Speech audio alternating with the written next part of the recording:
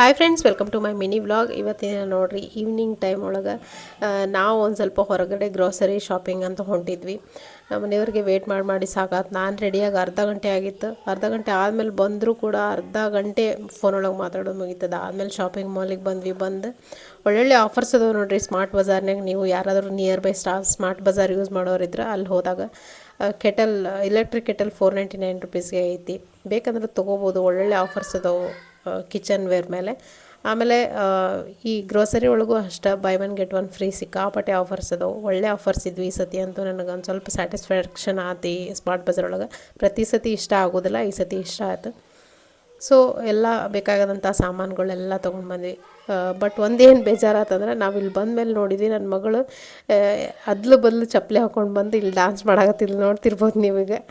So ಇದಾಗಿತ್ತು ರೀ ಇವತ್ತಿನ ಫನ್ನಿ ವ್ಲಾಗ್. ಈ ವ್ಲಾಗ್ ಇಷ್ಟ ಆದ್ರೆ ಲೈಕ್ ಮಾಡಿರಿ. ಮತ್ತೆ ಸಿಗ್ತೀನಿ ರೀ.